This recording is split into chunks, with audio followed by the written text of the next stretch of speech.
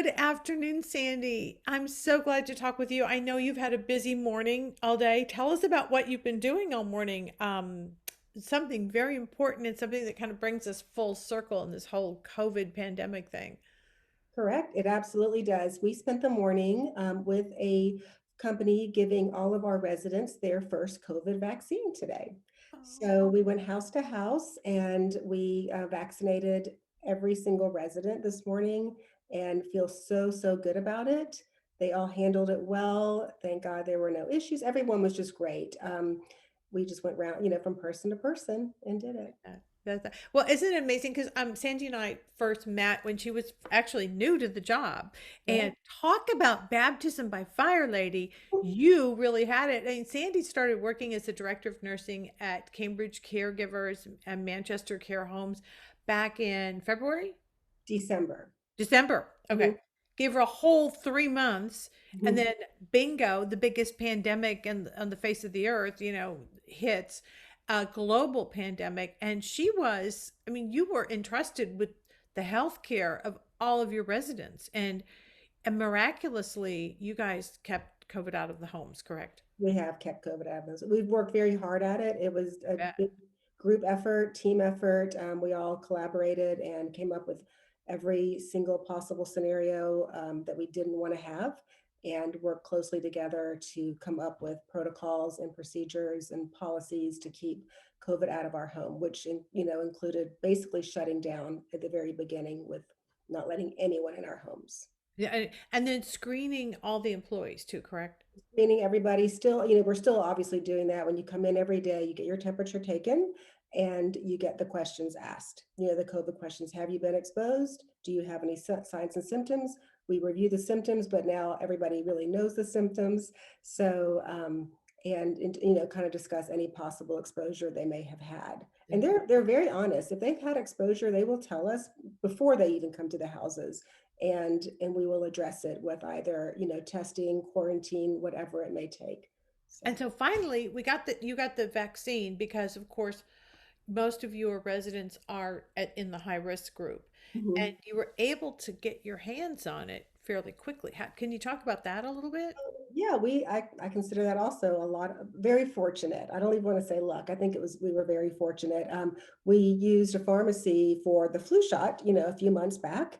And when this came available, I immediately, as soon as we knew it was coming our way, I signed us up on many different lists with many different companies. And but this is the one that I particularly wanted to use because it's a smaller company, and I just felt like we had developed a relationship with this group of pharmacists. So fortunately, she called me back and said, yes, we're going to put you on our list. And we were one of the first group home settings to get it. And I feel so lucky. So yeah, And it was you have to do the two shots though, correct? The yes, two exactly. injections. So a month from now, we'll get the second You injection. did the second injection. So you did the Moderna. We did. Mhm. Yes, yeah. Well, that's fabulous. And so I mean, what is the feeling? I'm sure your residents are probably, some of them kind of don't know what they Right. got. I mean, but their families do, and that's the important thing. What are you hearing from the families about this? Lots of different things. They're very excited. Of course, I had to communicate with every family member prior to the injection to get consent signed, and of course, answer any of their questions and concerns. And a few of them definitely had some very valid questions and concerns, but no one refused it. They all were thrilled. Um, and the families, I think, are just very happy that we're moving forward. They see this as progress, as a step forward. Of course, they're all trying to get it. In the perfect world, I would have brought them in as well, but we were limited to residents and staff. Yes. So we're just going to have to keep going forward. And I am advising all of our families to get on every list possible in the city to get the vaccine as well. Do you think that we can get a little controversial here? Do you think that the city and the county in Dallas has done a good job of getting the vaccine out? I mean, you guys did it so efficiently. Mhm. I mean, it seems to me like when you put healthcare, and of course I'm biased, but when you put healthcare personnel in charge of these things, it gets done on a much more efficient basis than it does with politicians or Right. bureaucrats. I mean, what do you think? I think it's a little early to tell still, but it's hard to say without wearing their shoes. I don't know what they're going through. I can't even imagine what a day is like for them. People on in the behind the scenes trying to get all of this done. I would imagine it is a nightmare. Because I think the goal is to get as many people vaccinated as possible, particularly the high risk and healthcare workers. Right. So I know it's just a little too early to tell. I think as the weeks go by, we'll know a little bit more as to how That's effective right. it is. Yeah. Yes. Yeah. That's very good. So going forward now, when are you going to start planning on the second We vaccine? already have the date, set. So, a few days before, I'll be having consents again signed because you have to have a second consent for Uh-huh. the shot. And then they'll come back in. I'll meet them and I'll go house to house with the pharmacist and hold their hands again while they all get the second shot. And the second shot, I understand, is a little bit more, side effects. So I Yeah. most likely staff heavier in the homes for a day or two just to make Well, sure that. that's what I've heard. I've heard that the second one is you can be down for 24 to 36 hours with Mhm. I it. mean, It's yes, I've heard that as well. And yeah, I've also heard people that said they, took their ibuprofen and they were fine. they were So, fine. Yeah. yeah. So, what are the plans that are you planning for that? Planning for the, kind of the fact that some of your residents might be feeling not so great for a couple days. Correct. As we get closer to it, I will speak with the staff one-on-one and, have a little bit more of a plan because each resident is so different. And I know that their reactions are going to be a little bit different. So, we'll just take care of them as we always do, but, being alert to the fact that they may run a little fever. They may be a little nauseous. They may, but if, we're just going to take it easy those few days with everybody. No big activities, Right. no music man coming in or anything. Just Right. take it easy. Now, you got the staff, of course, all taking care of Correct. you. Yes. Yes. Yeah. Did you do the staff at the same time? The staff, a little bit earlier than the residents. Okay. Okay. Great. And so tell me now, again, I love this because you got into this, you're totally obviously qualified for it. Running this whole these in charge of the healthcare and the efficiency of delivery for how many residents do you have now We are licensed for up to 8 residents in each home. in each home? And there's four homes, correct? Right. So you're in charge of this now. What have you learned going forward? What will you do differently in the future? Do you mean like with COVID or? Are just like protecting your residents from other COVIDs or, other Yeah, things I mean, down. well, okay, that's a great question. Absolutely, I have learned a lot. I definitely think that going forward, I don't think taking temperatures of anyone entering the house will ever go away. I think that's something we'll continue to do. To do. I think, obviously hand sanitizing the minute, and that's another protocol. That's another entry So also. as soon as you walk in, you get the temperature. Temperature and you sanitize your hands and you get the questions.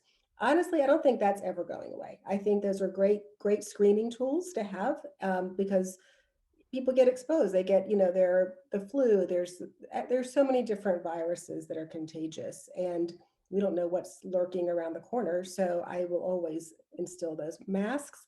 Of course, we will be wearing those until we can't, until we're, but I think, I mean, we were wearing masks before the rest of the city was wearing a mask. So I think we will probably mask up even after that starts to slow down a little bit. And I don't honestly think that's going to happen. I think masks are going to be with us for at least another year. Another So year. I can't even think Oh, that. good, because I have a whole bunch of Oh, N95s. I bet you do. So I think, it's hard to think, with the staff ask me all the time, when can we stop wearing masks? And I have to just be blatantly honest and say, please take that off your plate because I don't think that's happening anytime soon. So, Well, it's funny. I've noticed, and I don't know if you've noticed this, that I mean, I just was healthier this year, except for allergies. right.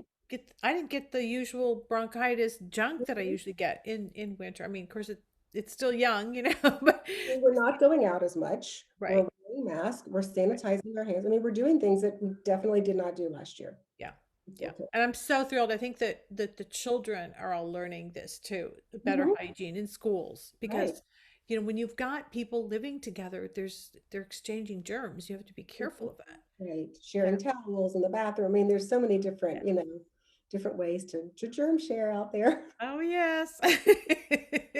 It has been great talking to you. Congratulations. I mean, we have to go out and celebrate because, we kind of met and this was all beginning and we were all kind of doe-eyed and going, "Oh my God, what is going on? We I don't know remember that what the day future holds." You remember that? very clearly. I had very because you wanted to hug everybody, and Yeah. you go, but I can't hug. We're not We allowed to can't hug. hug. We can't hug. We're doing behavior modification just as you guys are, right? Absolutely, Yeah. absolutely. So Yes, yes. In fact, that's one last question I would like to throw your way. So, your residents, I mean, because it's so important for them to get affection mhm. and you give so much of it. What are you doing in place of that, the hugging and things like that? Well, we are very close to our residents, and we obviously we are screening because we are touching the residents. We are within the 6 feet, breaking the barrier because we are hands on with them. The staff, myself. What we have been doing is keeping anyone, any of the staff out of the house, such as the owners, marketing. No one's allowed in. I've been doing all the tours. And as far as engaging the residents, we are constantly meeting and coming up with different activities for them. So, but it's all one-on-one. For one resident, a little, hand massage and dipping her hands in warm water and then getting a little manicure is a perfect engagement for this woman. Whereas the next one might want to play gin rummy. So, we meet them where they are and meet their needs as they present themselves. But we definitely keep them very active, very loved. We speak to them all the time, constantly, showing affection in any way we possibly can without causing any danger or illness. So Because you've done such a good job at keeping everyone screened and healthy. I'm So, trying, Andy. you We're did. still I'm trying. So we've, again, group effort, group work. Our caregivers are phenomenal. So Well, Sandy, thank you so much for sharing your time with us and yeah, telling us about this momentous occasion. The very first vaccinations yes, just happened for all the residents of Manchester care homes, and we are well on our way to getting them protected. You I'm you kept them protected for all this time, and now you've right. immunized them. No deep breath yet, but almost. So Almost, yeah. It's almost Miller time. something, almost something for sure. Almost. It's been something, hasn't it? It's been Yeah. something for Yeah. sure. Yeah. Human beings are amazing, and we are so grateful to anyone in the healthcare field. I just respect you all so much because let me tell you, anyone in healthcare, nurses, doctors, physicians, Mhm. PAs, you guys worked this year. Definitely Yes, work. you Yes. really worked. You worked double overtime. So we appreciate it. Thanks. Well, you're working too, getting the information out there, so it's nice. That's right. Well, thank you. We'll check back with you after the next one and see how it goes because it'll be interesting to see what people's reaction is. I'm very interested to see. Yeah. So absolutely. And congratulations on keeping your homes COVID free. Thank you. Thank you so much. We'll keep trying. Yes, I'll see you soon. Have a great day.